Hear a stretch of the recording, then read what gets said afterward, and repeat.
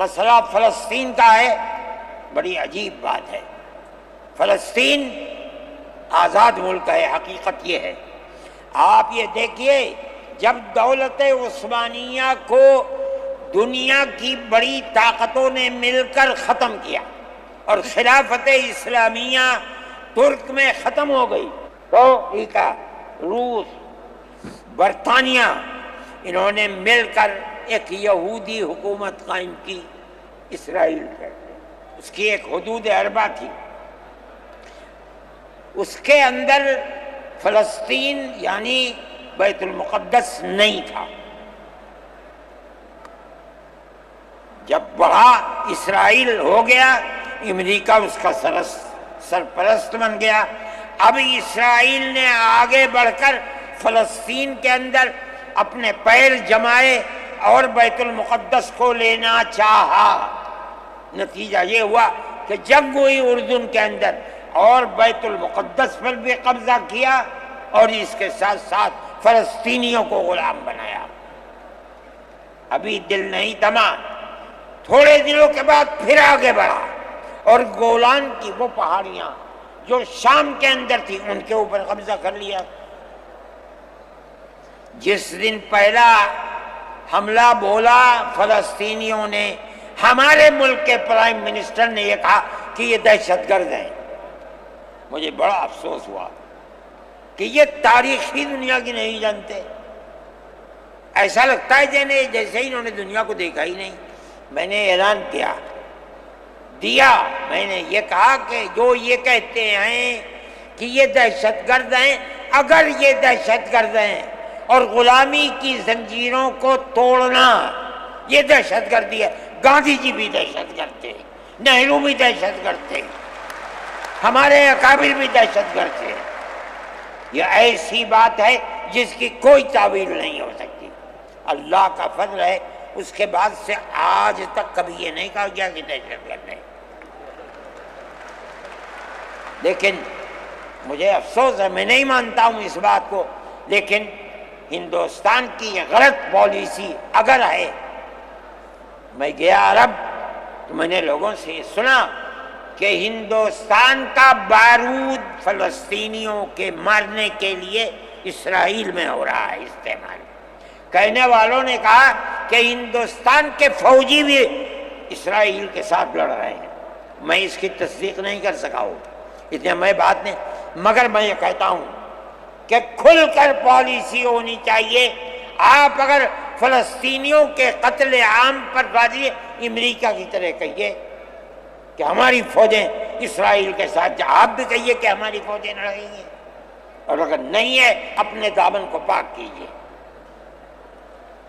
میں یہ سمجھتا ہوں کہ اس طرح کا قتل عام کہ ساری دنیا ایک طرف کھڑی ہوئی ہے، لیکن یہودی طاقت کے ساتھ کیونکہ سر پر امریکہ ہے، تجویز آتی ہیں اسرائیل کے، نہیں، اسرائیل کے خلاف نمبر 2 پر ہے۔ سب سے پہلی تجویز امریکہ کے خلاف آنی چاہیے، اس لیے کہ جو بم برس رہے ہیں وہ امریکہ کے ہیں، جو فوج لڑ رہی ہے وہ امریکہ کی ہے۔ اسرائیل کے پاس کتنا ہے؟ جو طاقت ہے وہ بڑی طاقتوں کی دین ہے۔ اسی بنیاد کے اوپر ساری دنیا کے اندر احتجاج ہو رہا ہے، مگر وہ احتجاج قابل توجہ نہیں ہے۔ جمعیت علماء ان مسائل کو سمجھتی ہے۔ ہم نے اپنی بات آپ سے کہی ہے، مسلمان اپنے نظریات، اپنے خیالات کو صحیح کرے اور اس نہج کے اوپر چلے۔ میں پھر کہتا ہوں، آپ ہندو مسلم اتحاد، آپ جس گاؤں میں ہیں وہاں اتحاد رکھیے، اپنے کھیت میں ہیں وہاں اتحاد رکھیے، بازار میں بیٹھے ہیں وہاں اتحاد رکھیے۔ جہاں دنیا کے اندر ہیں، مذہب کی بنیاد پر نہیں، ہندو مسلم بھائی بھائی اسی اتحاد کی بنیاد کے اوپر چلیے۔ اگر آپ چلیں گے تو آپ اپنے ملک کے وفادار ہیں اور آپ صحیح راستے پر چلنے والے ہیں، اور اگر آپ وہ پالیسی خدا نخواستہ جو فرقہ پرست نظریے کی پالیسی ہے، اگر آپ اسے اپنائیں گے، ملک تباہ ہو جائے گا، برباد ہو جائے گا۔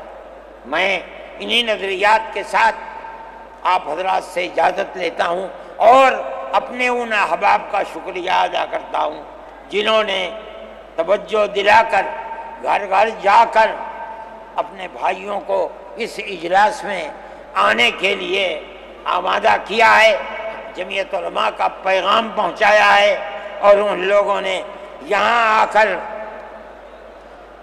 اس اجلاس کی رونق کو بڑھایا۔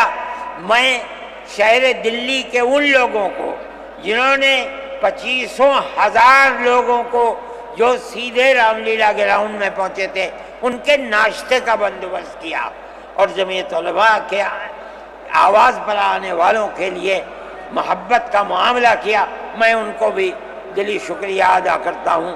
جمعیت علماء ہند مولانا ارشد مدنی صاحب، مولانا ارشد مدنی صاحب، نعرہ تکبیر، اللہ اکبر، جمعیت علماء ہند، یہاں لاؤ، جمعیت علماء ہند، ہندوستان، آگے بڑھو۔ ہندوستان۔ لوگ جاتے ہوئے بہت بڑی تعداد ایک دم نکلے گی، بہت سوچ سمجھ کر امن و امان کے ساتھ اپنی گاڑیوں کو نکالیں، کوئی بات خلاف دستور نہ ہونی چاہیے، ایسا نہ ہو کہ پریشانی کا سبب بنے، امن و امان کے ساتھ آہستہ آہستہ جائیں۔ جمعیت علماء ہند ہندوستان، مولانا ارشد مدنی یہ جو جین ہیں ہندوستان، والے ہیں، جمعیت علماء ہند بسکٹ کا بہت بڑا انتظام کیا، اس کا